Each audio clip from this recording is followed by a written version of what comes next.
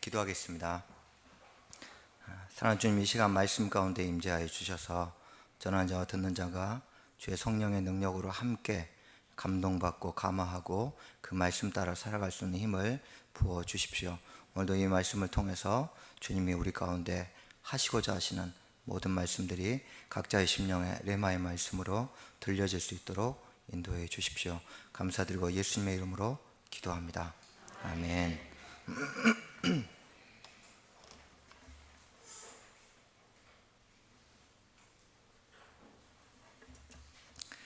제가 대학 다닐 때 학비를 벌려고 음식 배달 아르바이트를 했습니다.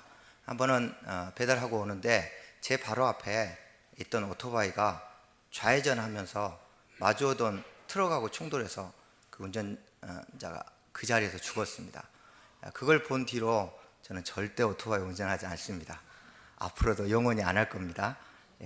또 제가 심장마비로 10년 전에 기적적으로 주님의 은혜로 살아나고 나서 그 뒤로 제가 늘 무엇을 먹든 또 운동을 하든 늘 이렇게 심장에 무리가 가지 않도록 심장과 건강 상태를 신경 쓰면서 살게 되었습니다.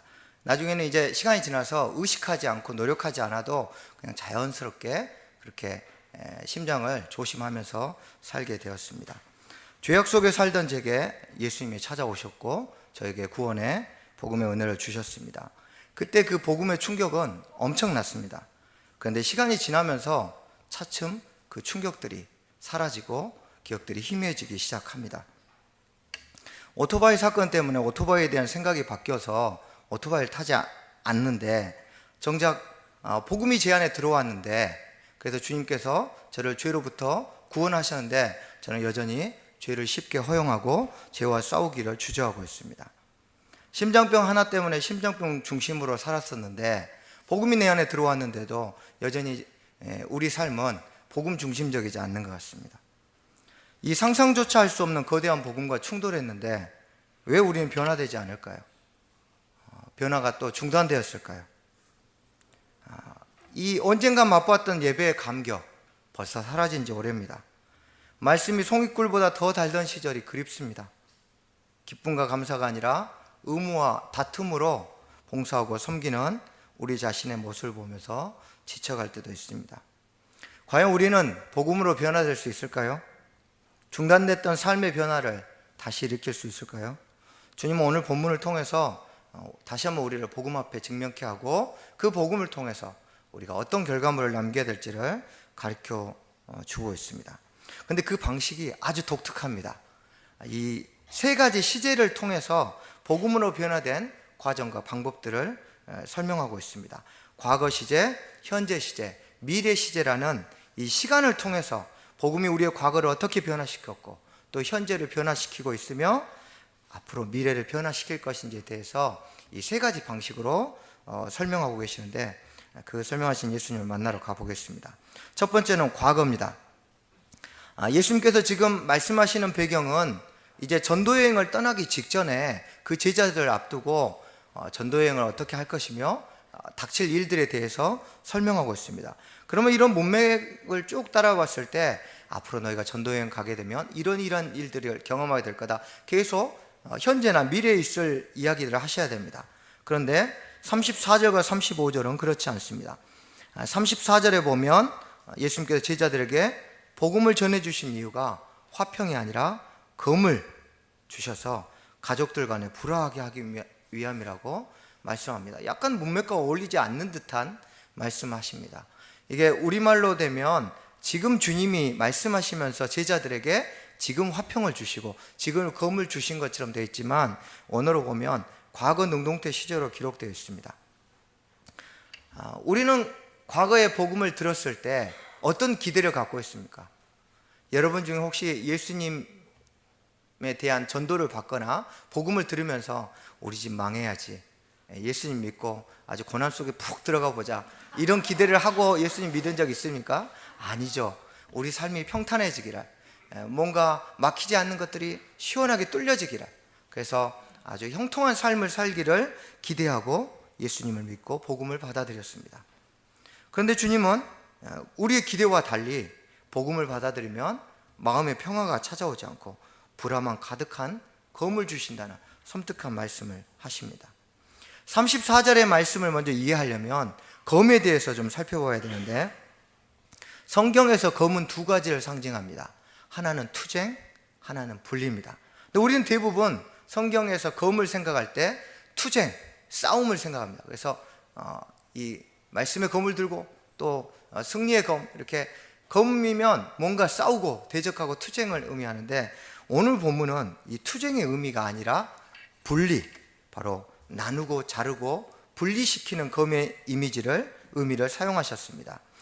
이 두 가지 투쟁과 분리 중에 분리를 사용하셨다는 근거가 무엇이냐면, 그 다음 구절인 35절도 같은 과거 시제로 말씀하셨는데, 아들과 아버지, 또 딸과 어머니, 며느리와 시어머니가 불화한다고, 즉 싸워서 나뉘어지고 한다고 말씀하시는데, 여기서 불화라고 번역된 헬라어 디카조라는 단어를 썼는데, 이 디카조라는 단어가 두 부분으로 자르다라는 뜻입니다. 그러니까 지금 이 같은 과거 시제로 34절과 35절에서 같은 말씀을 하셨기 때문에 지금 검을 분리라는 의미로 사용하시고 또 불화를 나누다는 단어로 사용하셔서, 예수님이 과거에 제자들에게 주셨던 복음은 화평이 아니라 검처럼 분리의 기능, 분리의 역할을 해야 한다는 것을 말씀하십니다.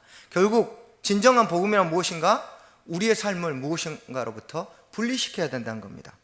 복음이 우리 안에 들어왔을 때 그 순간 우리를 옥죄이던 죄와 죄책으로부터 우리를 분리시켰습니다.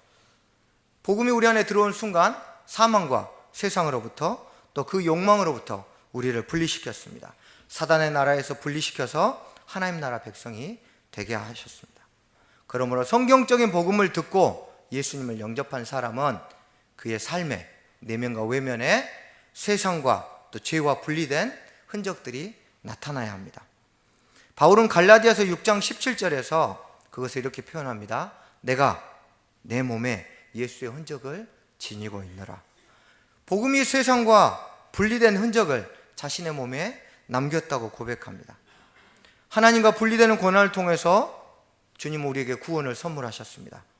그리고 그 예수님의 손과 허리에 있던 흔적은 바울을 변화시켰고 또 의심 많던 도마를 변화시켰습니다.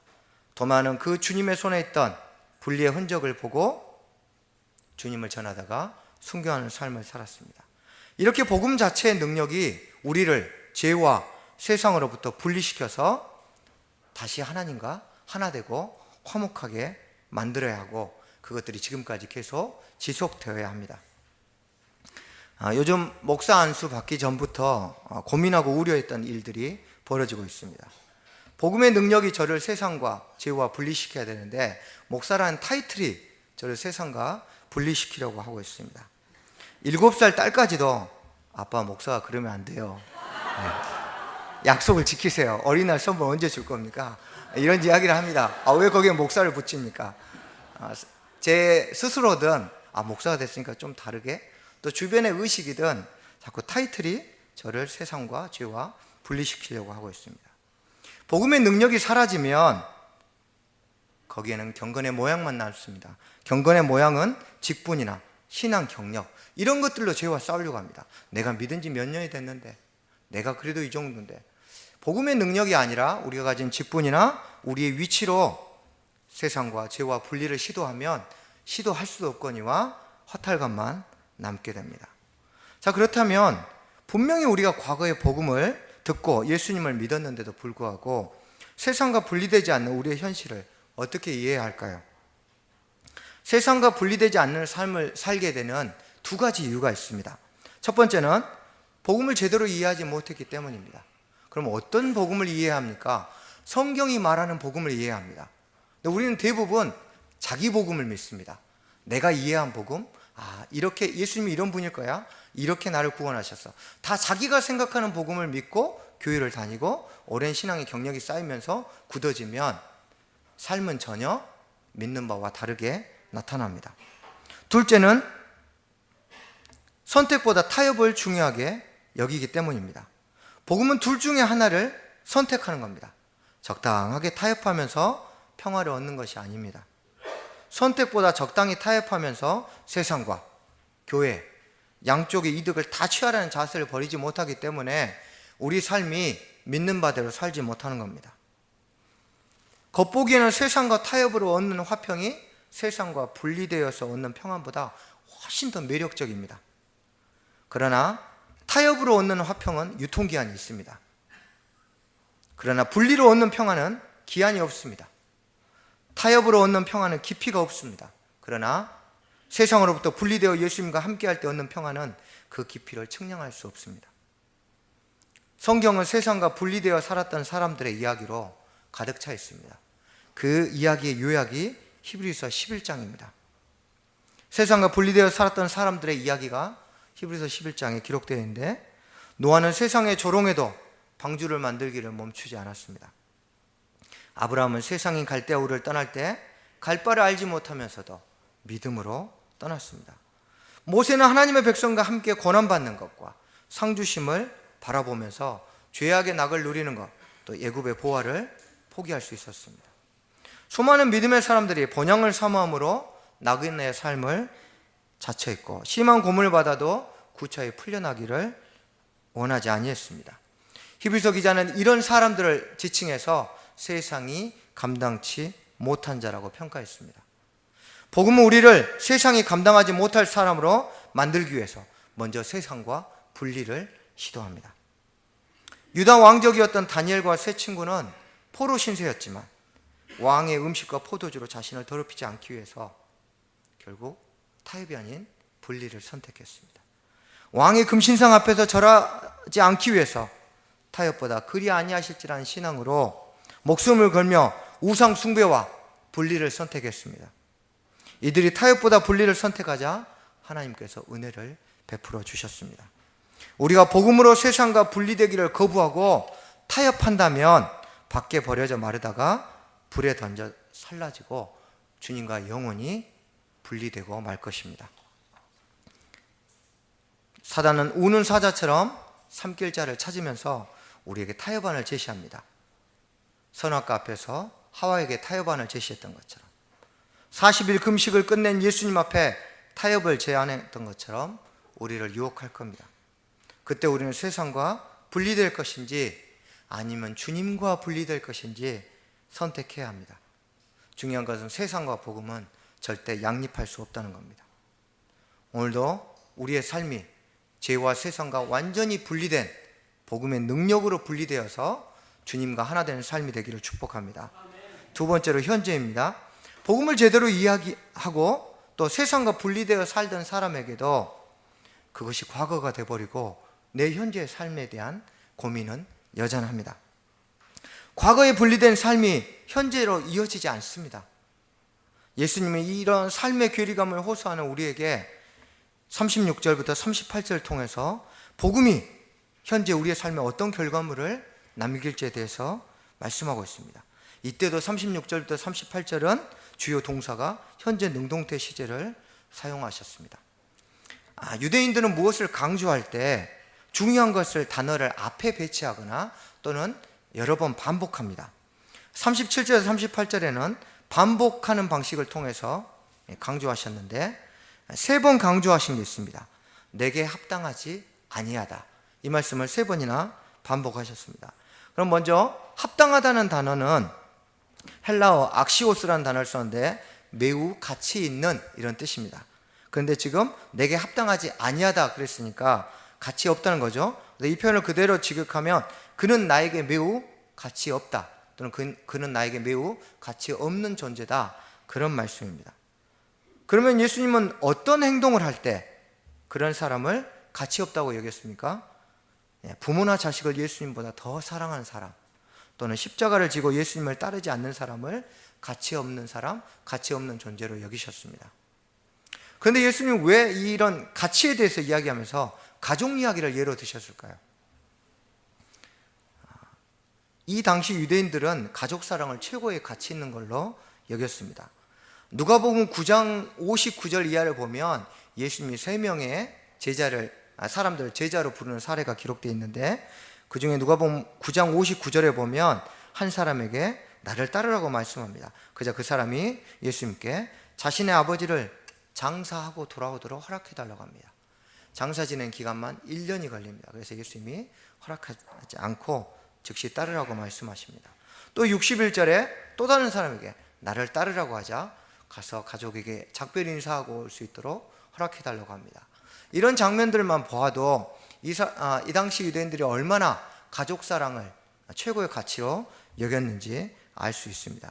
물론 그것이 자기의 어떠함을 드러내기 위함이기도 하지만 하여튼 이 사람들은 굉장히 가족 사랑을 최상의 가치로 여겼습니다. 그래서 주님이 이것을 예로 들은 겁니다. 그러므로 이 가족 사랑에 대한 예화는 예수님께서 너는 가족을 부양하지 말라 또는 가족을 더 이상 사랑하지 말라는 의미가 아니라 가족을 가치 있게 여기는 것보다 예수님과 복음을 더 가치 있게 여기라는 의미입니다. 이런 질문입니다. 너희가 가장 가치 있게 여기는 것이 무너지고 사라지더라도 너희가 나를 포기하지 않고 따를 자신이 있느냐? 지금 그것을 묻고 계시는 겁니다. 예수님을 가장 가치 있게 여긴 사람을 예수님도 가치 있게 여겨주십니다. 복음이란 무엇입니까? 예수님을 최상의 가치로 여기며 사는 삶입니다. 그런데 복음에 합당한 삶, 예수 그리스도를 최상의 가치로 여기며 살아야 하는 것이 좋다는 것을 아는데도 불구하고 이게 삶으로 연결되지 않습니다. 가치관이 바뀌지 않았기 때문입니다. 그럼 왜 우리가 복음을 듣고 예수님을 믿으면서도 가치관이 바뀌지 않을까요? 두 가지 이유가 있는데, 첫째, 성경이 기준이 아니기 때문입니다. 확실하고 분명한 기준이 없는 신앙이기 때문입니다. 대한민국 엄마들이 가장 신뢰하는 사람이 누군지 아십니까? 옆집 아줌마입니다. 어느 전문가가 말해도 듣지 않습니다. 옆집 아줌마가 저 학원 가니까 우리 아들 성적이 올랐어 하면 묻지도 따지지도 않고 보냅니다. 옆집 아줌마보다 더 신뢰한 사람이 없습니다. 남편 얘기도 듣지 않죠. 그런데 이것이 오늘날 교회도 비슷한 것 같습니다. 아무리 성경을 기준으로 삼으라 해도 성경이 현실적이지 않다는 이유로 성경을 기준 삼지 않습니다. 그리고 무엇보다 중요한 것은 그 옆에 있던 성도가 요즘 누가 그렇게 살아 한마디 하면 그렇지 하고 옆집 성도가 기준입니다. 그러다 보니까 우리의 삶의 가치관이 성경적으로 변화되지 않고 그나마 설교 듣고 성경 공부하면서 조금 세워졌다가 옆집 아줌마하고 차 한잔하면 바로 도루묵되는 겁니다. 이것이 바로 우리가 성경을 그만큼 중요하게 여기지 않는 겁니다. 한번 생각해 보아야 합니다. 하나님이 우리에게 구원을 주실 때 우리에게 베푸셨던 믿음 또 그 은혜들 도저히 구원받을 수 없는 상태에서 우리를 구원하셨습니다. 그런데 과거에 우리를 구원하셨던 그 능력이 왜 오늘 현재 우리의 삶에선 갑자기 사라질까요? 왜 과거에 우리를 살렸던 그 구원과 믿음의 그 크심이 오늘 우리의 삶의 현장에서는 아무런 영향력을 발휘하지 못합니까? 과거에 우리를 구원하셨던 그 믿음은 오늘 우리의 삶의 현장에서도 여전히 능력 있게 역사할 수 있습니다. 우리를 도울 수 있는 능력의 주님이십니다. 마찬가지로 과거에 우리를 살리고 우리를 새롭게 했던 우리의 가치관을 통째로 바꾸어서 우리의 삶을 바꾸었던 그 성경 말씀이 오늘도 우리에게 영향력이 있고 우리의 삶의 기준이 될 때 우리가 가치 있는 것에 목숨을 걸고 살 수 있게 되는 겁니다. 둘째로 우리가 가치 있게 여기는 대로 살지 못하는 이유는 함께 있지 못하기 때문에, 함께 하지 못하기 때문입니다. 첫 번째 기준이 뭐라 했죠? 성경을 기준 삼지 않기 때문입니다. 그런데 우리가 첫 번째 성경을 기준 삼지 않는 것만 이야기 들으면 마치 이것이 성경을 읽거나 성경 공부를 하면서 그렇지 이 말씀이 그거였지 하고 지적으로 동의하는 거라고 착각하기 쉽습니다. 근데 이것은 결코 지적 동의가 아닙니다. 성경을 기준으로 삼는다는 건 성경 말씀대로 따르는 겁니다. 38절 말씀을 보면 또 자기 십자가를 지고 나를 따르지 않는 자도 내게 합당하지 아니하니라 했습니다. 여기서 따르다는 거, 자기 십자가를 지고 주님을 따르는 것이 가치 있는 일이라는 건데 여기서 따르다라고 번역되는 헬라어 아콜루데오는 두 가지 단어의 합성어입니다. 아콜루데오라는 단어는 연합, 길이라는 두 단어의 합성어입니다. 그래서 함께 같은 길에 있다라는 의미입니다. 즉 가치를 추구하는 삶은 자기가 옳다고 여기는 것이 그렇지 하고 그냥 지적으로 동의하는 것이 아니라 그것을 말하는 분과 함께 같은 길에 서 있는 겁니다. 같은 방향을 보고 같은 목표를 향해서 걷는 것, 이것이 바로 따르는 겁니다. 그러나 우리는 대부분 따른다는 것이 그냥 지적으로 동의하는 겁니다. 그래서 설교를 듣고 은혜도 받고 성경을 공부하고 읽으면서 그렇지 무릎을 치지만 여전히 함께 예수님과 같은 길에 서 있지 않습니다. 예수님과 같은 방향으로 삶을 수정하지 않습니다. 바울은 유대 그리스도인들을 탄압하러 가던 도중에 다메섹길에서 예수님을 만났습니다. 그 다메섹 현장에서 예수님을 통해 복음을 듣고 난 바울은 완전히 삶이 바뀌었고 특별히 그의 가치관은 통째로 바뀌었습니다. 그래서 자기가 핍박하던 것을 전하는 급격한 가치관의 변화를 경험했습니다. 그는 이후에 서신서를 통해서 자신의 가치관이 어떻게 바뀌었는지에 대해서 고백합니다. 빌립보서 3장 8절에서 고백처럼 예수 그리스도를 아는 지식이 가장 고상하기 때문에 그리스도 이외의 모든 것을 배설물로 여기게 되었다고 말합니다. 그전엔 너무나 중요하게 여겼던 것들이 복음이 우리 안에 들어오고 나니까 더 이상 주목받지 않아야 됩니다. 배설물이라고 표현됐지만 똥입니다. 똥을 누가 주목합니까? 복음이 우리 안에 들어오면 그전에 애지중지하고 중요하게 여겼던 것들이 더 이상 주목의 대상이 되어서는 안 됩니다. 또 고린도후서 10장 5절에 보면 하나님은 아는 것을 대적하여 높아진 것을 다 무너뜨리고 모든 생각을 사로잡아 그리스도에게 복종하게까지 변화되었다고 얘기합니다. 복음이 들어오면 계속 복음이 우리 안에 성경적 가치관의 정복이 진행되어야 합니다. 그래서 우리 안에 모든 높아진 이론들, 생각들, 경험들, 옆집 아줌마가 했던 얘기들이 다 바뀌고 무너져야 합니다. 그래서 성경 말씀만이 우리의 나아갈 방향과 목표, 최상의 가치가 되어야 합니다. 그럴 때 우리가 알고 깨달았던 것들이 삶으로 현재 실현될 수 있는 겁니다.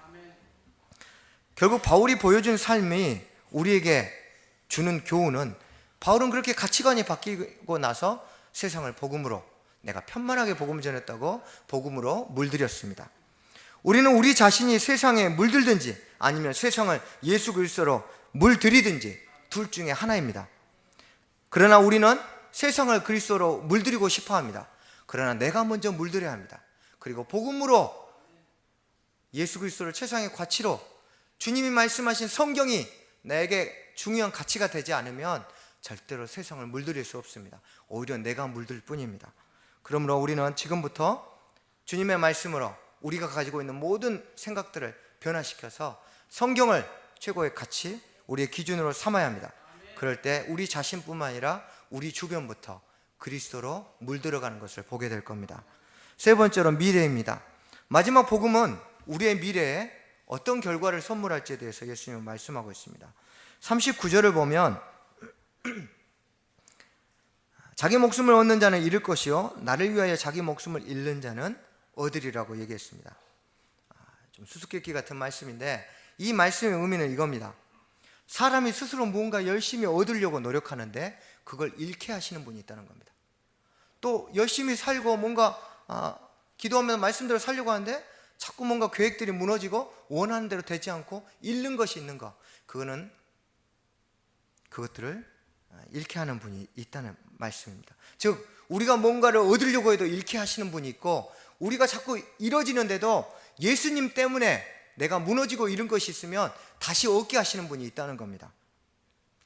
39절은 당연히 미래 시제로 말씀하셨습니다. 즉 우리가 지금 무언가를 잃더라도 미래에 얻게 하실 분이 계시고 우리가 지금 뭔가 다 가진 것 같아도 마지막 날이 되면 내 손에 아무것도 없는 다 잃어버릴 수도 있다는 겁니다. 그것이 누구? 바로 하나님의 주권 아래에 있다는 겁니다. 목숨을 잃게 하는 것도 얻게 하는 것도 모두 하나님이 주관하십니다. 그러므로 복음은 하나님이 나의 인생의 주관자라는 것을 인정하는 것. 지금 내 삶의 모든 것들이 주님의 주권 아래에 있는 것, 주님이 나의 주란 것을 고백하는 삶을 살 때 미래에 주님이 내가 이런 것들을 얻게 하시고 내가 소망하던 것들을 다시 가지게 해 주신다는 겁니다. 그런데 재밌는 것은 39절에 미래 시제만 사용하지 않았습니다. 과거 시제를 한번 사용하시고 또 미래 시제를 번갈아 가면서 사용하셨습니다. 이것이 의미하는 바는 과거부터 현재, 미래는 서로 영향을 주고받는다는 겁니다. 과거의 세상과 분리되지 않는 사람은 미래에 절대로 하나님이 주인 되지 못한다는 겁니다. 욥은 이거에 대해서 이렇게 고백합니다. 42장 5절에 내가 죽게 되어야 귀로 듣기만 하였사오니 이제는 눈으로 주를 배웁나이다. 그 처절한 고난을 지나고 나서 욥이 내가 죽게 대해서 늘 듣고 생각만 했는데 정말 주님이 천지를 창조하신 나의 주님이시군요 하고 주님을 몸과 마음으로 느끼고 체험한 것을 고백한 겁니다.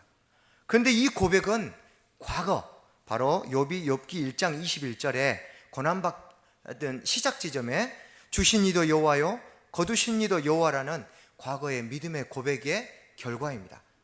우리의 신앙생활은 절대 따로 떨어져 있지 않습니다. 과거가 현재에 영향을 주고 현재가 미래에 영향을 줍니다. 오늘 내 삶을 보면 과거에 내가 어떻게 살았는지를 알 수 있습니다. 내일이 되면 오늘 우리가 드리는 예배, 봉사가 했던 신앙생활이, 그런 삶이 우리의 미래에 어떻게 영향을 주는지를 알 수 있는 거죠. 그러므로 예수님의 주되심을 인정하면서 삶을 살아야 합니다. 그러면 예수님이 나의 주인이다, 하나님이 나의 주권자라는 것을 우리의 삶에서 어떻게 살 수 있을까요? 예를 들면 이런 겁니다. 돈이 인생의 목표였던 사람에게 복음이 들어왔습니다. 그러고 나면 재정에 대한 가치관이 바뀝니다. 그래서 하나님과 재물 중에 무엇을 선택할까 고민하다가 하나님을 선택합니다. 그러면 돈에 지배받던 인생이 돈을 지배하고 하나님을 위해서 재정을 사용할 수 있게 됩니다. 그런 사람에게는 미래에 하나님이 지금 상상할 수 없는, 내가 지금 주를 위해서 드렸던 재정보다 훨씬 큰 하늘의 상급을 주시는 것, 이것이 바로 재정이라는 영역이 복음으로 변화돼서 재정이 주님의 주권 아래 들어갈 때 나타나는 현상입니다. 재정뿐입니까? 우리가 선택하는 선택권들, 권한들, 미래에 대한 계획들, 자녀 문제들, 우리의 삶의 모든 영역들의 결정권들을 다 주님께 내어드리고 주님이 그 영역들을 다스리고 주인 되도록 해드리면 주님이 우리를 이렇게 바꾸어 주시는 겁니다. 그렇다면 이제 마지막 고민은 어떻게 이 복음의 영향력을, 과거에는 정말 내가 세상과 분리되고 잘 믿었는데 왜 오늘은 내가 이럴까? 또 내가 지금은 잘 믿는데 나이가 더 들면, 애들이 자라면 내가 제대로 신앙생활 할 수 있을까? 우리의 고민은 과거와 현재와 미래가 어떻게 하면 하나로 연결되어서 복음의 삶을 살 수 있을 것인가가 고민입니다. 결국 복음의 결과물인 분리, 가치, 주권을 하나로 연결할 수 있는 무언가가 있어야 합니다. 그 공통 분모가 오늘 본문에서 가장 많이 반복되는 단어입니다. 36절을 제외하고 무려 8번이나 반복되는 단어가 있습니다. 내가 또는 나. 여기서 나는 예수님을 가리킵니다. 원어에는 실제로 10번이나 반복했습니다. 과거에도 나, 내가, 현재에도 나, 내가, 미래에도 나, 내가. 바로 과거, 현재, 미래에 모두 다 예수님이 중심, 주인, 주체가 되어 있습니다. 우리가 왜 과거에 세상과 분리돼서 잘 신앙생활했는데 오늘 지금 엉망으로 살까요? 과거에는 그리스도 안에 살았고 또 내가 그리스도 안에 있었고 그리스도가 내 안에 계셨는데 오늘 그리스도가 주체된 삶이 사라졌습니다. 주님이 내 안에 없기 때문입니다. 그리스도가 내 안에 거하고 내가 그리스도 안에 거할 때 세상과 분리되어 사는 것, 가치 있는 일을 추구하며 사는 것, 하나님의 주권을 인정하는 삶이 통합되어서 복음의 결과물들이 우리의 삶에 나타나게 되는 겁니다. 누군가 말 한마디에도 참 상처를 받습니다. 또 큰 영향을 받습니다. 우리가 작은 사건 하나가 우리의 인생을 통째로 바꿀 때가 있습니다. 그런데 그런 사건들과 상상조차 할 수 없는 엄청난 복음과 충돌한 사건, 복음이 우리 안에 들어왔는데도 우리에게 아무런 변화가 일어나지 않는다면 결코 정상적인 삶이라고 할 수 없습니다. 이제 우리는 다시 복음의 측면에서 세상 속에 살지만 세상과 분리되어서 세상을 그리스도로 물들이면서 살고 있는지 우리 자신을 점검해야 합니다.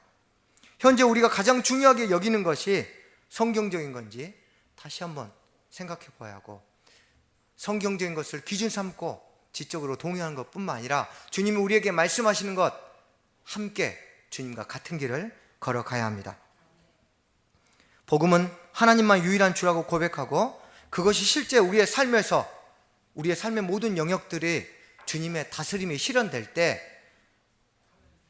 주님이 우리 안에 온전하게 복음의 결과물들을 남기실 수 있습니다. 이제 이 과거와 현재와 미래의 복음의 결과물들이 통합되어서 우리를 새롭게 하기 위해서 날마다 예수 그리스도 안에 거하고 주님이 우리 안에 거하는 그런 복된 삶을 사시기를 예수님의 이름으로 축복합니다.